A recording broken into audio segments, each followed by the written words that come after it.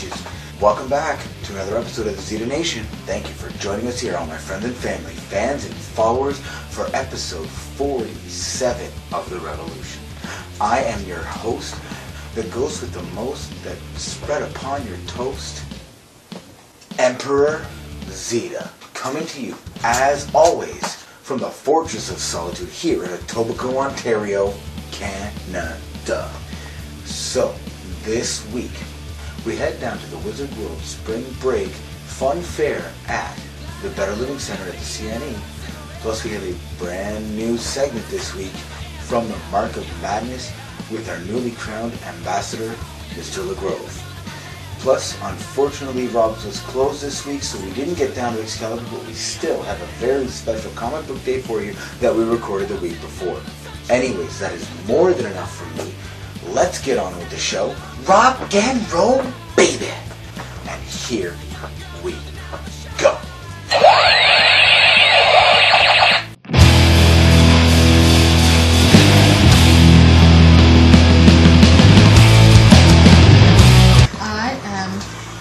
Dinner and holding / feeding little guy in the snuggly, multitasking. It's been officially 2 months, easier every day. 12 pounds, he's a little butterball. As of his weigh-in yesterday, he got his shot yesterday, did not like that. Once it was all done with and he got his milk, he was good to go. Not on the I have to eat every hour and a half. He actually does tend to go like now 3 hours, sometimes luckily even more. He actually slept for over 4 hours straight, which is like woohoo.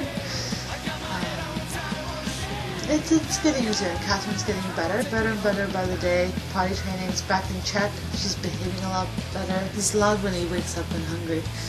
He screams as if we have never fed him in his lifetime. One thing I love is that he's starting to laugh. He's starting to smile and make sounds, new ones every day.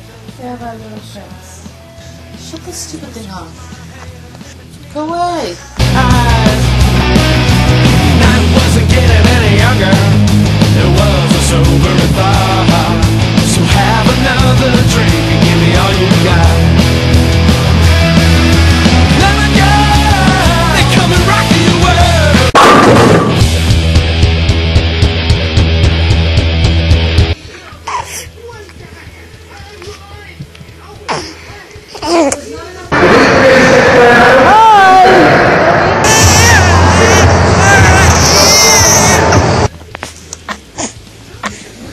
You smile for mommy.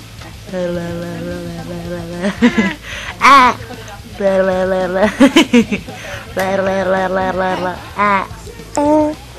Wow, he's so quiet.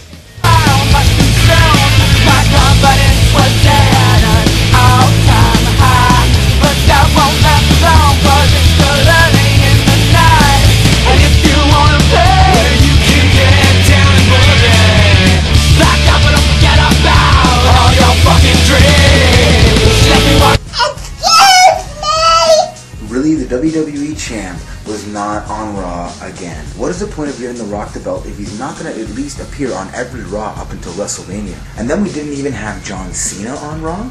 Nobody told me that Hell froze over on Monday. They don't even have the #1 contender bashing how the fact that The Rock is a part-time champion. You can. Part about Raw on Monday was the Undertaker Kane tribute to Paul Bearer, and how CM Punk played the ultimate heel and interrupted it, stole the urn, and made us want to see him get his ass kicked by the Undertaker at WrestleMania. Everybody knows the streak's not going to end, but now everybody's going to watch because they want to see what the Undertaker does to Punk. And for anybody that's pissed off that they use Paul Bearer so quickly in the storylines, all I have to say is suck it up, Buttercup. It was done with his family's consent, and the man would have loved it. It's closer time. Team Hell No is just flopping around. I think we need to see a fantastic TLC match involving a bunch of tag teams at the pay-per-view. Yes! Yes! Yes! Alberto Del Rio versus Jack Swagger.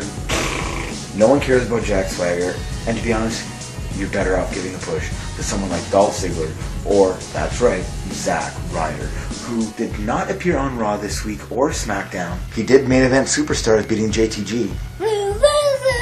You know it. Great, so Ryder is back on Superstars. He doesn't have a match for WrestleMania. And Fandango is getting a push on TV. I am serious, bro! Oh, I want to see Fandango versus Zack Ryder so I can watch Zack Ryder beat the living piss out of him. They need to push Ryder. They really, really do. Or else, when his contract's up, he's going to go down to TNA and he's going to do something huge. They need to bring in the Big O. Have him and Big O fight Ziggler and Langston in a tag team match at WrestleMania. Otherwise, let him beat the piss out of Fandango. Bye.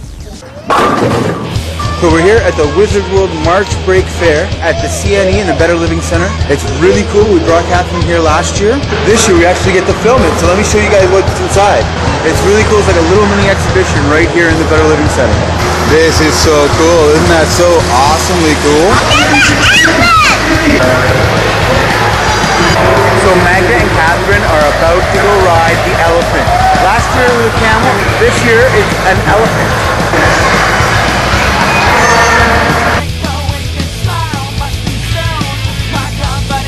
Whoa, look at all the goats! Oh, look at the little baby goat! Is that your bracelet?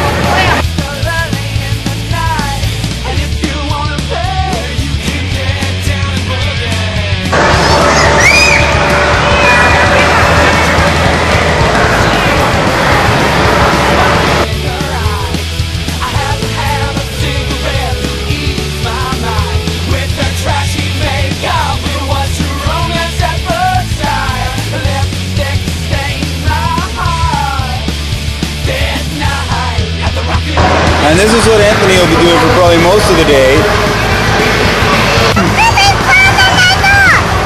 It's Elmo!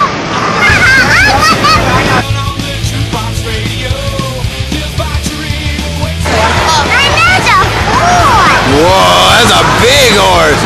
A zebra!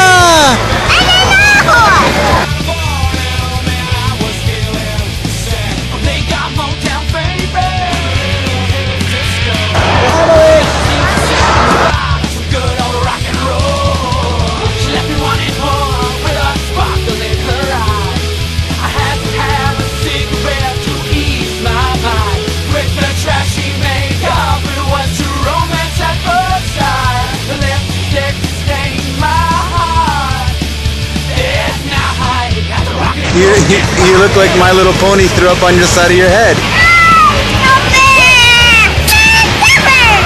Catherine talked me into getting my face painted, and I am Spider-Man. Quit, quit. Spider sense is tingling.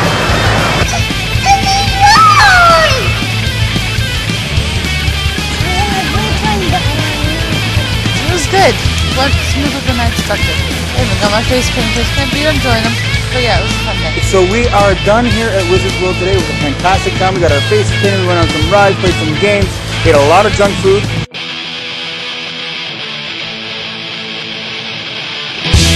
Fist in the wall! You got the tummy in hot sauce. Okay, it makes your tummy upset. And it makes you poop and pee-pee and flop. This is Wonder Woman for Mommy, Papa. Can you read me a book? Turn off the lights now! This is when you try to get in trouble. Let's get him. There's a dragon right over there. Right here on the couch. They put some sparkles on your camera. Are you ready for this show, Papa? Oh, move! Let's try again. Okay, Papa. Move in the car. And I'm going to. You're going to help. That doesn't look easy, Papa. It works! It works! It works! Let's try the cat trap, Papa. It's good. Give me water on my piano. And give me and a plant a little bit. Not right now, Papa. I don't know what!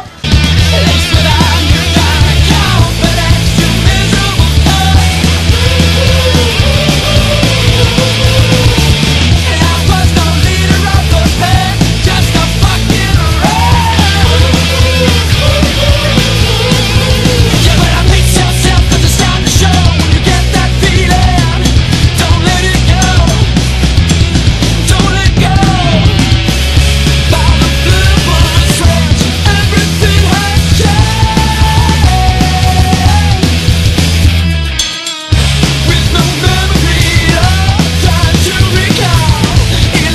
Hello people, it is Comic Book Day. Well, since Rob was closed this week, I decided to give the princess a week off from Comic Book Day.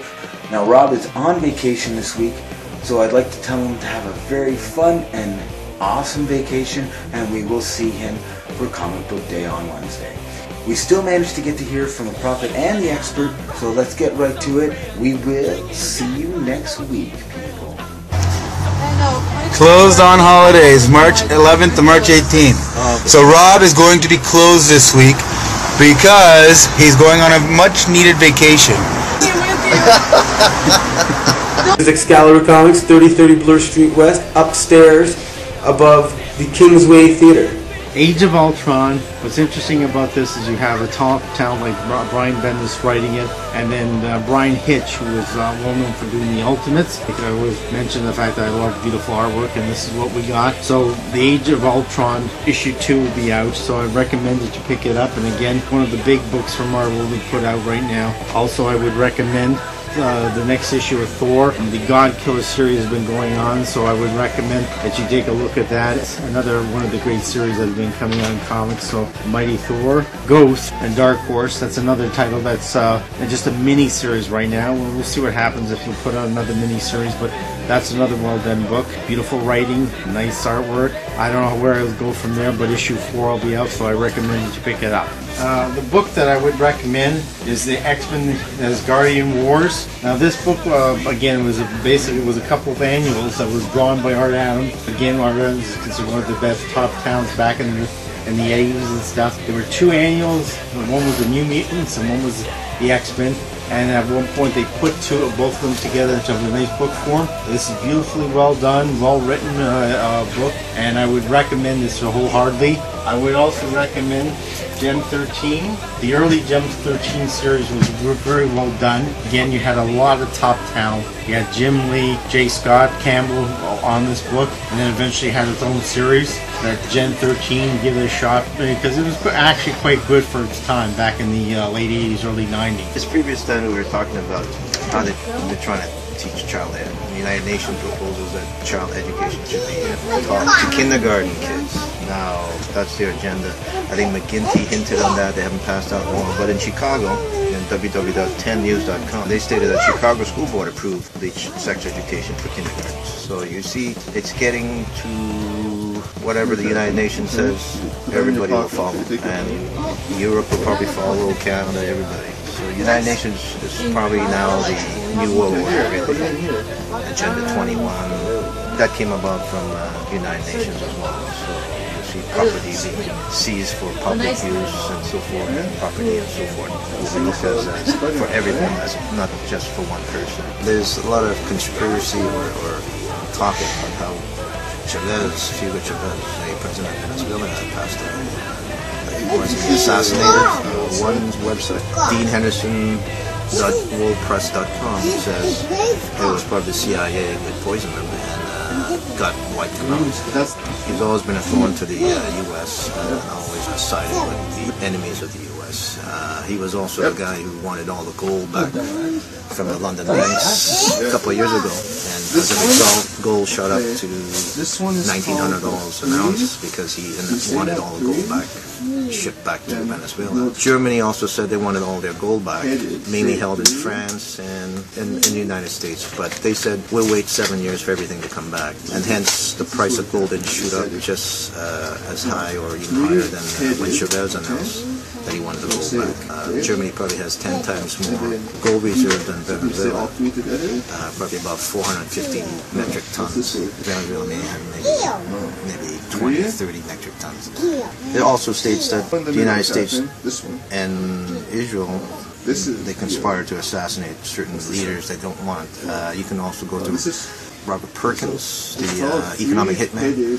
He also said in his books when he worked for the U.S. government, they would first bribe the president or the prime minister of the country, get him in debt, and then they control the whole country that way. If the president or prime minister doesn't agree, then they assassinate him. They can't assassinate him, they send in the army to clean up the country, just like Saddam Hussein, who was also a former CIA agent as well. In this article, he says that the Palestinian leader Yasser Arafat was thought to have been assassinated by the Mossad or the CIA, and they found deadly radioactive plutonium-210 in his Arafat's toothbrush, sheets, and clothing, poisoned using radiation. That's also another way the Russians, as well, would assassinate their targets. If you recall, this Russian defector in London, England, he was hit by an umbrella in his leg, and in the umbrella tip was a plutonium or some kind of radioactive agent that actually poisoned his body within hours. In fact, they say a little grain of plutonium put in a seat, if you sat on that for a few minutes, within 2-3 hours you would be full-blown cancer. And he had information that Putin actually collapsed those buildings for Russia's own 9/11. And so he was running away from the Russian authorities, and they had to get him back before he released all that information about how Putin planned the demolition of his apartment complex to blame it on the Chechens or some other rebel group he was fighting. Sam! Sam! Saruman's staff is in my ass! Sam! I'm coming, Mr. Frodo! I'm coming so hard! You can't see me for another week because another episode of Zita Nation is done. Thank you for joining us here for another episode of The Revolution, and join us again right here next week on YouTube for a brand new episode. Go back and check out all of our other episodes right here on YouTube. And subscribe to my channel, Emperor Zita, right here on YouTube. Pick up your Drop Dead pinups. Electric Night CD. Check them out on iTunes and follow them on Twitter at Drop Dead Pinups. Don't forget to follow me and my WrestleMania countdown on Twitter at Emperor Zita. Don't forget to head down to Excalibur Comics for all of your comic book related needs. And I'm the one-man band!